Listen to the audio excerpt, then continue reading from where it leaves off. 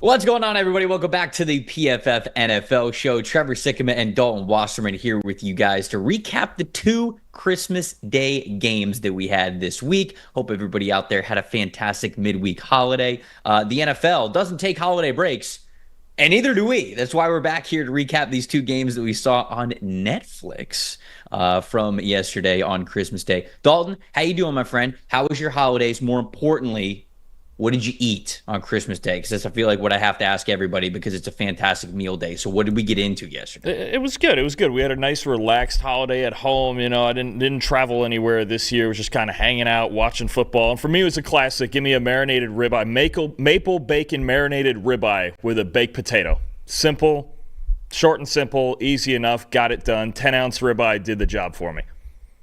Walt in the chat is going to love you. You are now going to be Walt's favorite PFF analyst because we're already only a couple of minutes into the show and you're bringing up a ribeye, and ribeye was your choice on Christmas Day. It's a fantastic choice. My uncle grilled up a little beef tenderloin, so I'm right there with you in the red meat family. So look, Christmas is always, to me, one of the best food days of the year. Everybody talks about, the presents, all this kind of stuff, the pageantry, the gifts, all this kind of stuff. No. It's the food. Food is really what Christmas is all about. And, this year, sort of the games of football. So we got two games that we're going to talk about here today. Kansas City Chiefs taking down the Pittsburgh Steelers, and the Baltimore Ravens make it look easy against the Houston Texans. So we're going to dig into both of these games, give you, stats that told the story, our most impressive, most disappointing, all that kinds of good stuff. So we'll dig into that. If you don't have a PFF Plus subscription, well, post-Christmas, New Year time, it's the best time to do it. Go to PFF.com, get yourself that PFF Plus subscription. You can follow along at every single show that we do here on this channel. You can check the premium stats for yourself. You can even grab them before the show begins if you're an overachiever. But getting into the offseason, getting into 2025, it'll be draft season. Free agency will be right there. And PFF Plus subscription, it's not just for when the games are going on. It is so much more. It is a 365 subscription that's going to be able to help you out and be a better football fan in however you want to be a better football fan. Dalton, let's talk about Kansas City and Pittsburgh. Let's go in this order here. Kansas City wins the game 29-10 in Pittsburgh. I think a lot of people, when they look at this final score, they go, "Oh yeah." I mean, it felt like the Chiefs were always going to win this game, but at the same time, I mean, we're in the third quarter and it's a close game. I feel like the Chiefs, obviously near the end, kind of made this a game where they were able to really put things out of reach. But for as much as the Steelers struggled, it still felt like they were in striking distance, which kind of feels like a Mike Tomlin theme. I'm just curious, what's your stat that told the story here? Are you going more Pittsburgh side of things with the loss, or are you going more how impressed Kansas City has looked, not just this week, but also in this 11-day stretch where they played 3 games? It's the fact that they're finding the same rhythm at the end of the year on offense that they have the last 2 years. So mine, and I know we're going to harp on some of the same things here, mine is 182 yards after catch for Kansas City, and it's their 5th game this year over 180 yards after catch. The only other 2 teams who have done that are the Buccaneers and the Lions. I think what you're seeing now is the Chiefs just fully embracing, like they have the last 2 years without Tyreek Hill, look, we're going to go death by 1,000 paper cuts. Some weeks they're going to run the ball behind a stellar interior offensive line, and now they're getting in the screen game. They're getting short of the sticks, and they're making plays after the catch. The Chiefs have the most first downs this season on throws short of the sticks. This is just what they do. Look, is Mahomes as flashy as he used to be? Maybe not right now, but there's 4 or 5 plays a game where he still makes the improvised plays happen, right? The Kelsey touchdown, the backhanded flip to Samaje Perine. Like this, we still see that Patrick Mahomes, but we just don't need to see it as much. They only completed 1 deep ball in this game, the early one to Justin Watson. They know what they want to be, and they knew that they had the Steelers vulnerable in coverage, especially with the injuries the Steelers have right now. This secondary is the biggest problem on their entire team. So it was death by 1,000 paper cuts. And I think a big guy for me I want to point out is Xavier Worthy. And I think we came into this season with Xavier Worthy in the 4.2 speed with, thinking, okay, he's the deep threat, and we have Tyreek Hill again. And if even if it's not, constant production and 1,500 yards of deep ball, we've got this deep ball decoy that can open up everything else. And they've kind of gotten away from that. They realized it wasn't working. So through week 13, Xavier Worthy's average depth of target was almost 12 yards. They were trying to get vertical with him. They were trying to use him as that decoy, go into deep posts and go balls, and it just wasn't working. Their last 4 games, his average depth of target is 5.5 yards. They're embracing him more as a short weapon, as a screen weapon. We even saw him on his touchdown lineup in the backfield. 79 yards in this game, 72 of them after the catch for Worthy. They're letting him use his speed with the ball in his hands, and I think it's starting to become an X factor for their offense. So a heavy chunk of Worthy. We saw a good amount of Kelsey working after the catch too, but I think the fact that the Chiefs have really found what works for them on offense, and it's very similar to what's worked for them the last couple of years, now they're even more dangerous than ever heading into the playoffs and with home field locked up. It's funny. There's all this talk throughout the season of what the Chiefs are going to be. This is the worst team, if you will, that they've had in the three-peat. At least, like, that was sort of the idea behind it. And when we were looking at them, okay, they were winning football games in the early parts and middle parts of the season, but it didn't look like the Chiefs we were used to, right? And I think a lot of people were like, oh, it'll eventually catch up to them. There's no way they're going to three-peat. And guess what happens? Well, at the beginning of the year, we wondered what the Chiefs were going to be throughout the first 10 to 12 weeks, knowing that they're probably going to lock in when the end of the season rolls around. It's exactly what they have done. It feels as though the entire first half of the season, really, again, probably like through week 12, 2/3 of the season, they were basically trying to figure out what was going to work. And they knew that they were a good enough team to get enough wins, and they were obviously stacking up a ton of wins. Only one loss here now on the season. They've locked up the 1 seed. It felt like exactly what you mentioned with Xavier Worthy. They're trying things out. They were just trying to see, okay, is this the best version of our offense? Is this the best version of our offense? And here they are now. This was their second to last game of the regular season. They've got one more to go until what's going to be a bye week and then a playoff run for them. And it just feels like they know exactly what they want to be now. I mean, we talked about the time to throw last week for the Chiefs when they were playing the Houston Texans. And you did a great job pointing this out on the review show earlier this week of, man, when you look at their time to throw, it's so much lower. Mahomes is getting the ball out of his hands so much faster for the exact reason that you said. They're using these players in yards after catch situations so much more than just air yard situations. Well, on Wednesday, on Christmas Day, they took that to the highest degree that we have seen so far this season. 2.33 time to throw average for Patrick Mahomes in this game. That is the lowest time to throw for the Kansas City Chiefs this season. You mentioned the yards after the catch, 182 yards after the catch, which was their 5th most this season. And when you look at games with yards after catch totals in general, 2 out of their top 3 yards after catch games this year have come within the last 3 weeks. So this is their identity right now, and very clearly it's something that's working. Mahomes' efficiency is through the roof. His EPA per play this past week was the highest that it had been all season. The efficiency of seeing what he needs to see pre-snap. They are such in rhythm. They know exactly where the ball is going to go. And even a defense like the Steelers, which has been struggling, we'll get to that in a second, but the Steelers are a good defensive team. They could not do anything about what the Kansas City Chiefs wanted to do on offense. So, you know what? I know people are tired of the Chiefs. I know people are tired of the Mahomes and the three-peat, and there's some out there that are rooting for them to lose. I am really excited to see them in the postseason this year, because there's not really going to be that excuse of like, well, they just, they weren't playing their best ball. It feels like Kansas City's playing the best version of ball that this roster can play going into the playoffs. So if anybody knocks out the Chiefs this year, they're going to do so knowing that they probably got the Chiefs best. And to me, that's what makes for a exciting top-heavy AFC playoff matchup that we get to project here. Yeah, absolutely. I think, look, at this point, I feel like there's 3 teams capable of winning the AFC. It's Kansas City, Buffalo, and Baltimore. I think that's where we're getting, where those 3 are cut above the rest. We obviously saw Houston and Pittsburgh, who we thought were the 2 next best teams in this group, and they both got the doors blown off them yesterday.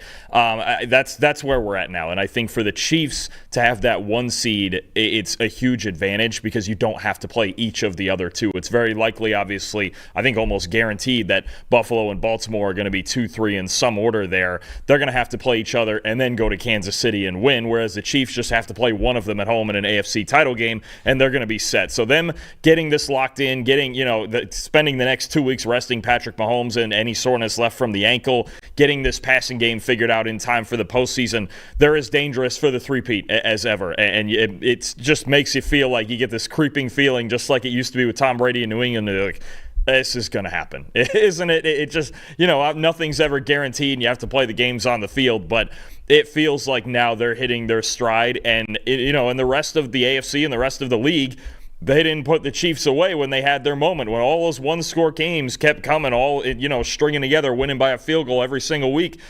Other teams had a chance to prevent this, and now they're 15-1, and they have home field, and they're in a rhythm. So I think it feels at times inevitable, and with the 1 seed and having to only play one of those other 2 teams on the road to the Super Bowl, boy, it sure feels like they're set up well to win 3 in a row now.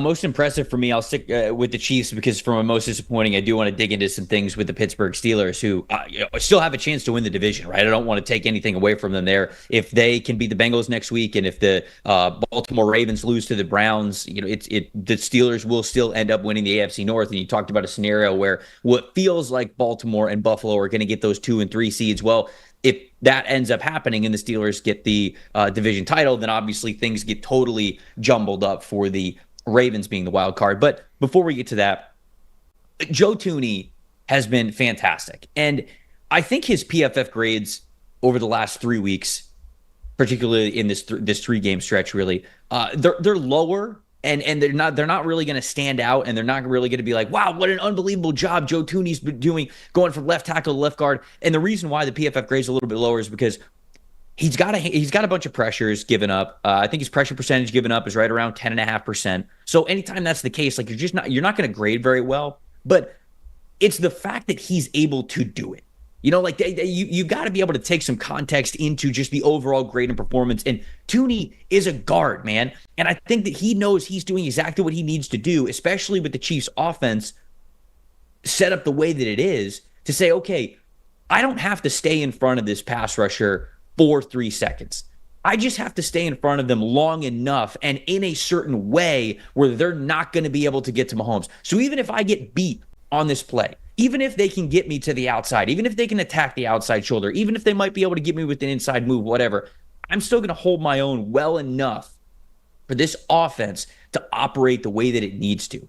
And that, to me, has been so impressive, with a guy from guard kicking out to offensive tackle, facing a gauntlet of great pass rushers that he has faced over the last couple of weeks. And so my most impressive, I'm just going to shout out Joe Thuney, who, again, maybe the singular performance of how we get the grades and the pressures that he has given up, it might not jump out at the screen at you, but the context of what he is doing, I think, is still incredibly impressive and has really helped the Chiefs lock up this 1 seed. Yeah, I think what you have there is maybe not a case where Thuney is spectacular, but the improvement over what was there actually is what's spectacular. Because if he even plays at a passable, I'm looking at his grades the last 2 weeks, a 68 and a 58. That's still way better than what they were getting out of their tackles before that, especially at left tackle.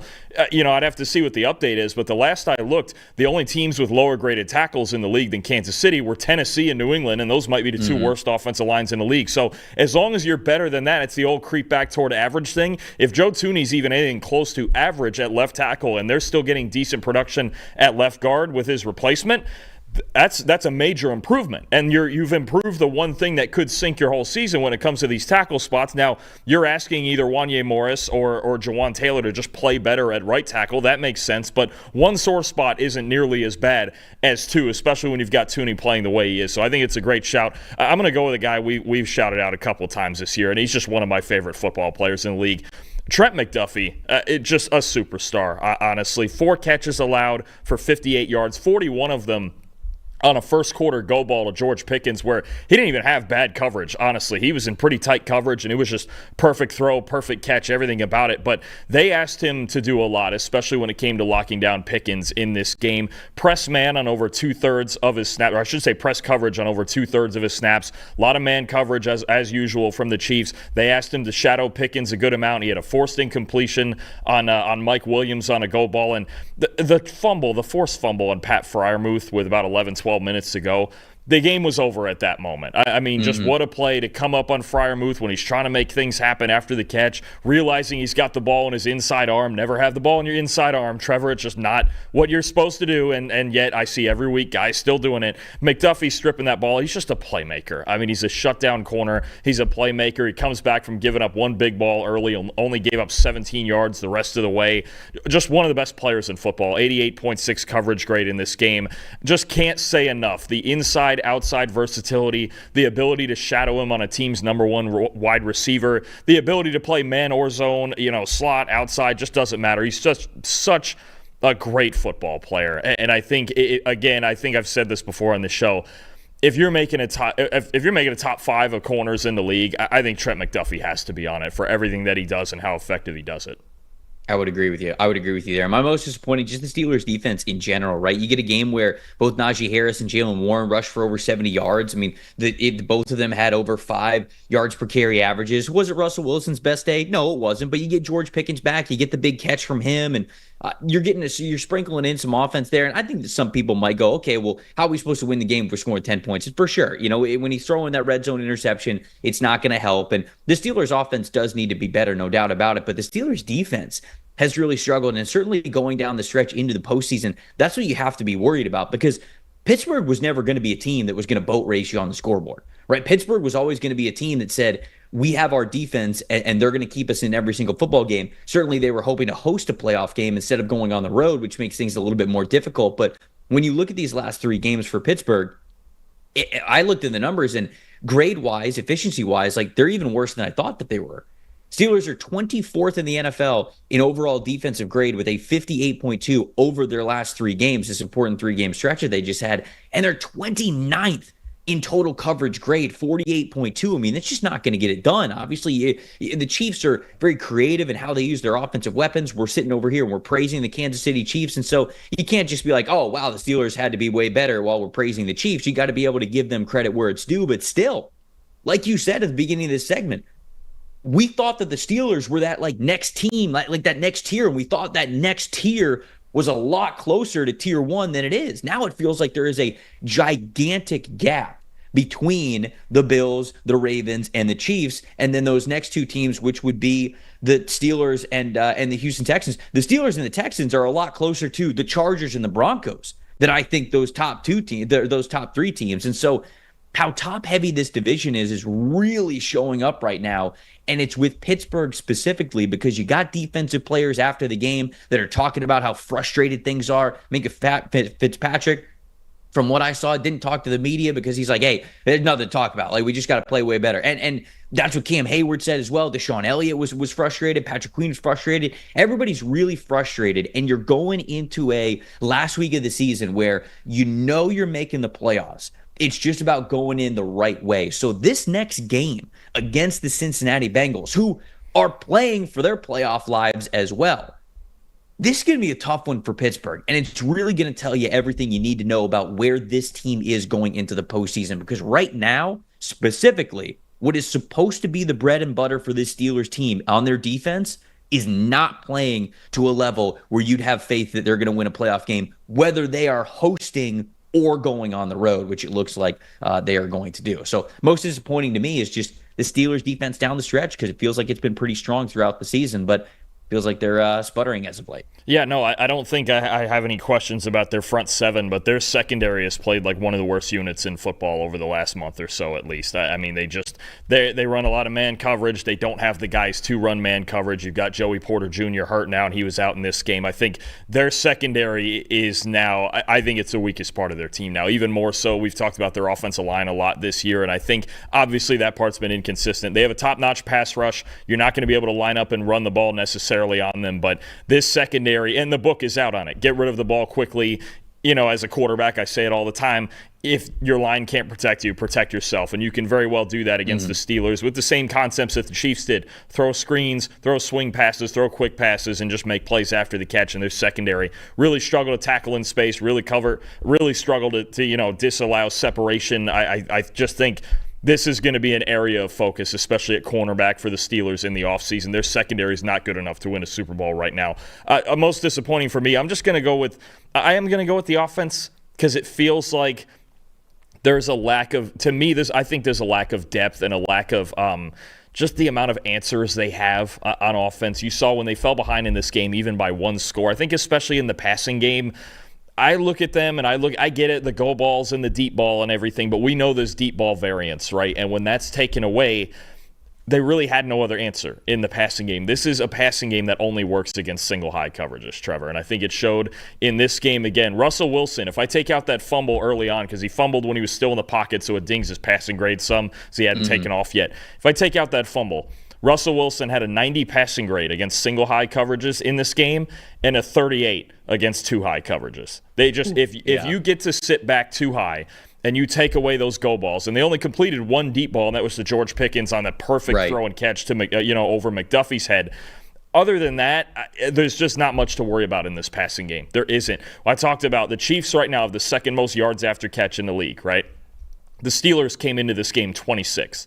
So they don't make yards after catch and short game happen. We know there's a lot of days. Now, in this game, they ran for 200 yards, but there was some Wilson scrambles thrown in there. Some of that was early. They did have some success running the ball, but I just think there's not enough answers for this Steelers offense. It feels like there's one path for them to score points. It's one actually starts on defense, force turnovers, right? And they haven't been getting them lately. Two, run the ball well enough, even though we know we're not an elite running team. And three, just chuck go balls against single high coverages. So I think the Chiefs showed if you get them exactly in this spot, because once they got ahead, they just sat in cover two. And they said, okay, fine, check it down, or Wilson can scramble. We're not afraid of anything else other than George Pickens' deep balls, and he only got one of them. You can't do that all day. You can't just throw go balls all day against good teams. So I think Arthur Smith, if they're going to win a playoff game, likely against Houston, they're going to have to find some other answers on offense, because we don't see a whole lot in the play action game, and we don't see a whole lot, outside of the go balls on the outside against single high in their passing game. It's a less efficient and less reliable version of what the Eagles want to do, right? I think these offenses are sort of set up the same way, whether it's on purpose or not, just sort of where we're at this season. We know that it's on purpose for Philly, maybe not as on purpose with the Steelers, but that's what they have leaned into this season, where they are deep shots and running the football. And we've seen what it's, the Eagles have obviously achieved that throughout the entire season. They've been very unstoppable because they got Saquon Barkley. They've got one of the best offensive lines in the NFL. Hurts is a fantastic short yardage option for you. And then you got one of the best single coverage wide receivers in the league in A.J. Brown. Everything about what I just said is a little worse, if not marginally worse, with the Steelers offense, but they're trying to run the same brand of offensive football, and it's just not working out for them. You mentioned it's not as reliable. They need to have more answers than just those top guys. The Eagles can do it, but I think the Eagles can do it because of their offensive line, and I think people forget about that when they mention a lot of their stars on offense. So the Steelers, it feels like they're playing that brand, just much less efficient, and like you said, with much less answers. We'll see what happens to them with one game left to go in this regular season. Before we get to Baltimore and the Houston Texans, if you haven't played Pick 6 from DraftKings yet, what are you waiting for? You better get in on it. The playoffs are here, and time is running out. As an official daily fantasy sports partner of the NFL, DraftKings does fantasy sports like no one else. Play for better picks and payouts on Pick 6. It's super easy to get started. You just select 2 or more players, choose if they will have more or less of a stat like touchdowns, sacks, receiving yards, more. Pick 6 is available in most states, including Missouri, California, Texas, Georgia, and so much more. DraftKings is even making it sweeter for those first-time users. New Pick 6 customers, you play just $5, you get 50 in Pick 6 credits. We got some fun matchups, to shout out here. You got the Cincinnati Bengals this week, still playing for their playoff lives, but their secondary struggled a little bit. So I wonder if, Broncos trying to get back on track. They're playing the Broncos here in this game. Courtland Sutton, I kind of like that matchup there. Bears secondary's been really struggling. So I'm looking at a Jackson Smith and Jigba, a DK Metcalf. I think that their numbers are going to be pretty juicy this week and something to monitor there with Pick 6. Win more cash with Pick 6. Download the DraftKings Pick 6 app now. Use the promo code PFF. That's promo code PFF for new customers. Get $5 or to bet just $5 and then get 50 in Pick 6 credits. It's only on DraftKings Pick 6. The crown is yours. If you got a gambling problem, call 1-800-GAMBLER. Help is available for problems with gambling. Call 888-789-7777 or visit ccpg.org in Connecticut. Must be 18 plus. Age and eligibility varies. Restrictions do vary by jurisdiction. Pick 6 not available everywhere, including New York and Ontario. Void where prohibited. 1 per new customer. Bonus awarded as non-withdrawable Pick 6 credits that expire in 30 days. Limited time offer. See terms at pick6.draftkings.com/promos. All right, this game, a lot worse than I thought it was going to be. I mean, I thought the Ravens were probably going to win this game because it felt like they were going in the right direction and Houston wasn't. But, oh, man, I felt like we were going to get a better version of the Houston Texans than we did against the Baltimore Ravens. They win this game 31-2. And the only reason why the Texans were on the scoreboard is because of that safety. Lamar Jackson, after the game, I don't know if you saw this, actually apologized to his defense. He's like, hey, that's on us. We should have given you the shutout. You should have had that big donut there on the scoreboard at the end of the game. You guys played well enough to deserve that. But I'm very curious, what's your stat that told the story here in this game, this blowout game between two AFC playoff teams that feels like going in the wrong direction, or in opposite directions, I should say, right now? Look, I think everybody watching on Netflix saw the same thing. The Ravens went in there and just ran them over. And when you have Derrick Henry and Lamar Jackson combining for 7.5 yards a carry, you're not beating them. It's just a fact. You're not going to beat them, especially the way the Texans' run defense has been. I'll get into that. But the two of them combined for 234 rushing yards, their most since week 3. So for as much as it feels like, oh, those two run by everybody, this was even on a special level for this season. And the fact that you've got these two guys in the same backfield, one, the all-time leading rusher for quarterbacks,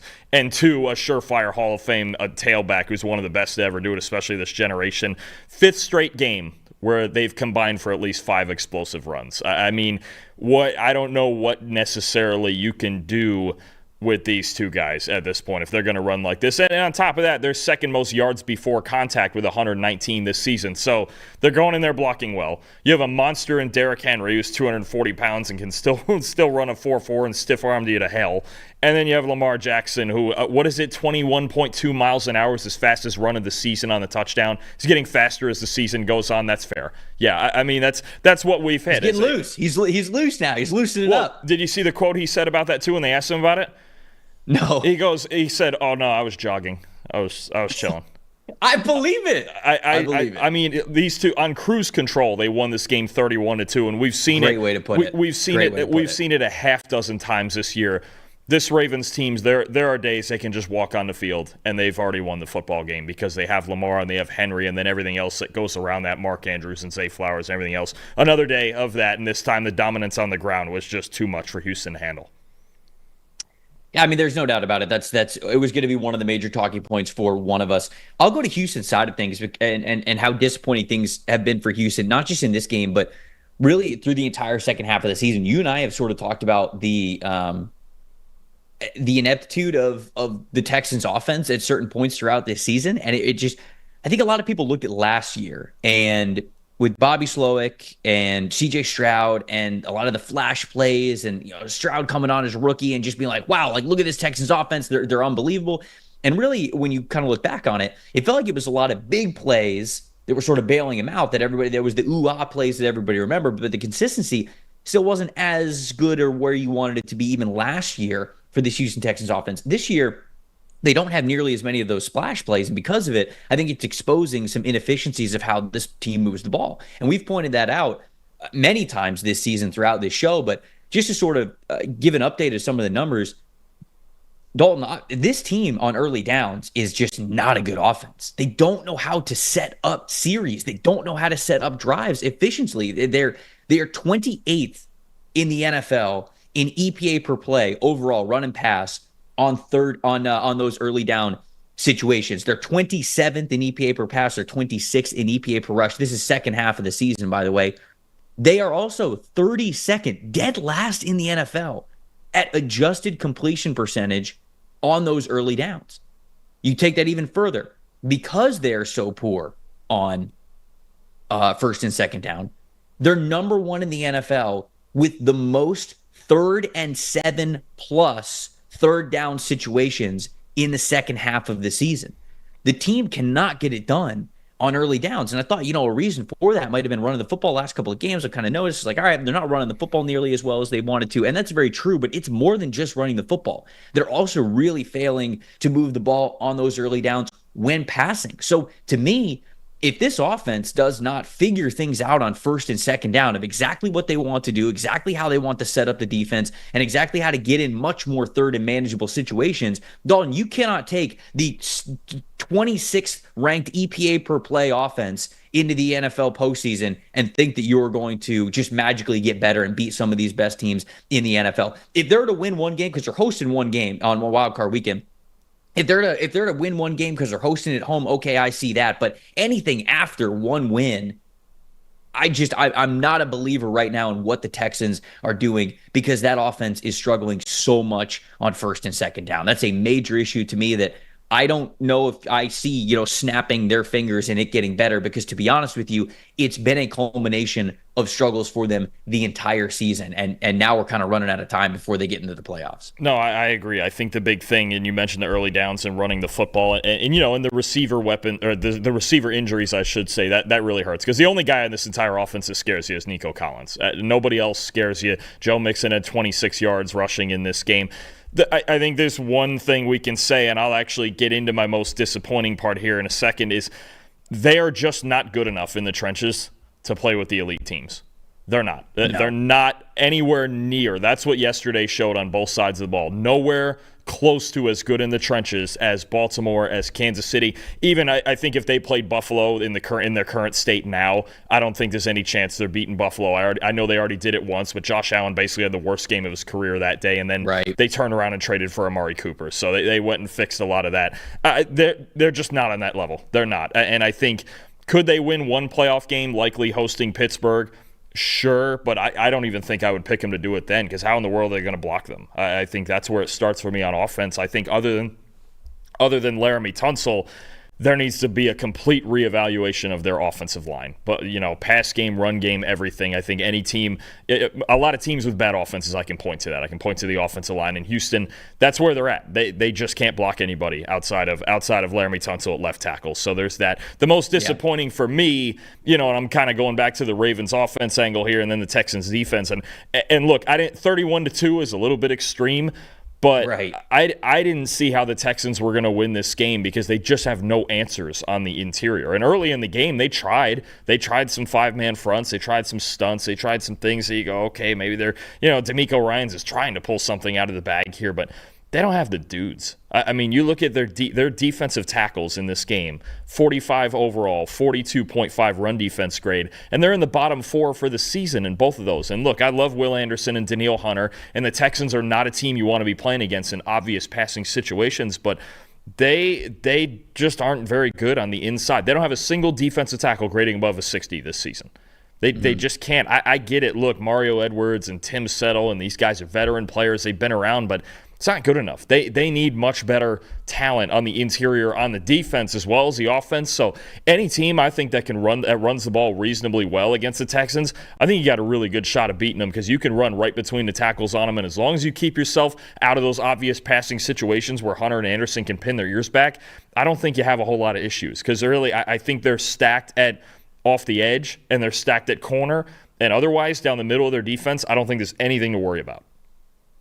I'll flip it over to the Ravens side of things and give them some kudos here. You talked about Lamar Jackson, this run game, how well they are playing. The defense, we talked about this a couple of days ago when we were doing the review show, and how great the defense has been playing, how big of a difference maker Kyle Hamilton has been at that free safety spot. Obviously continues to do that in this game, but the ripple effect has been fantastic. In the secondary, I think the ripple effect starts with how they have utilized Kyle Hamilton really over the last, 6-7 games, more as a free safety. But there's another ripple effect that's helping out the front 7 players, and that is getting home with 4. I actually checked this, and both of the teams that won this past Christmas Day, the Chiefs and the Ravens, both of them, when rushing just 4, had 4 sacks, both of these teams. And the teams that they beat, the Steelers and the Texans, 0 sacks. Now, it's not obviously all about sacks, but still, over the last 4 games in particular, just to give you a bigger sample size here for the Baltimore Ravens, they're top 5 in not only sacks, but also total pressures when rushing with just 4. Anytime you can have production just up front with 4, how incredibly valuable is that for the back end of your defense, especially when you have the human chess piece himself and Kyle Hamilton back there now playing at a really comfortable and impactful spot. So to me, what we saw on Christmas Day is just more of the same in a great way for the Ravens, where what they want to do, obviously having the ball in Lamar Jackson's hands, passing the ball more efficiently, running the ball incredibly well. But then on defense, the defensive side of the football, that to me is the part that gets me the most excited about what Baltimore can be going forward. Having the chance to now host a playoff game, get one of the number 2, number 3 overall seed, and give themselves a decent postseason run here. So, I mean, you look at 31-2, and you look at some of the offensive numbers. Obviously, Derrick Henry having 147 rushing yards is fantastic, but Lamar Jackson, 10 for 15, 168 yards, 2 touchdowns, no interceptions. And then he had the 87 yards himself rushing. Oh, but it's a problem when Anthony Richardson does it, isn't it, Dalton? Oh, Lamar does it, and he's great. No, I'm just kidding. 10 for 15 is different than 10 for 30. That's 2 different things there. I'm just messing with you. But they're playing incredibly efficient on offense, and it's backed by an unbelievable defensive effort and game plan. And it's just those guys are playing so confidently right now. I would not bet against the Baltimore Ravens. Any team that they play in the postseason, they have a chance to win. And with the way that certainly Lamar Jackson is playing right now, they really could be the story of the playoffs here in a couple of weeks.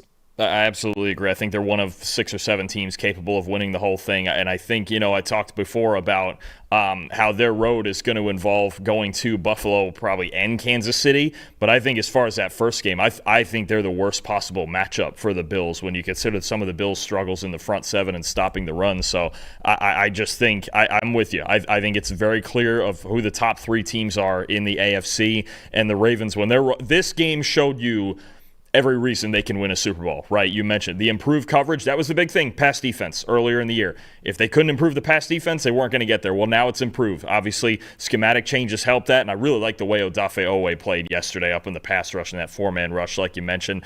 Nnamdi Madubuike is obviously a really good player, a great year last year. Slowed down a little this year, but we're getting there on the interior. I think they match up really well with Buffalo, and I think, like you mentioned, you have Lamar Jackson, you have Derrick Henry. You should feel really good about it. My most impressive, I'm going to go with Derrick Henry. I know it's the second week in a row here, but 147 yards, like you mentioned, 10 first downs, 7 missed tackles forced, and I think a lot of the talk has been about Saquon Barkley this year in the pursuit for 2,000 yards, and he's leading the league in yards, but Derrick Henry, 92.6 rushing grade this season, leads the league. Leads the league in yards after contact, touchdowns, first downs, missed tackles forced. It's just incredible that he just doesn't slow down. He's just a freight train that never slows down. And I know he went to a better offense now with a better O-line, and Lamar Jackson is that read option threat and all of that. But I don't know. At this point, after watching this year, and I think he's up over 1,800 yards now, I don't know when Derrick Henry's going to get old, but if he's going to keep running like this through the playoffs, then you know what? And I had my doubts about the move working in a sense of them winning a Super Bowl because they were already the best rushing team in football every year, right? You have Lamar, and they can put any back in there, and they'll get 1,000, 1,100 yards, right? But the fact that it actually has gone to this level, and this might be the most dynamic rushing duo that we've ever seen in one backfield, I think I have to take the doubts off the table now. I mean, with these two, they could run their way to a trophy, and I think they just have to go and they have to just get over the Kansas City hump, honestly. And obviously, they got to beat Buffalo too, but I really like the way they match up with the Bills, and then they just have to go into Arrowhead and finish the job they couldn't in Week 1.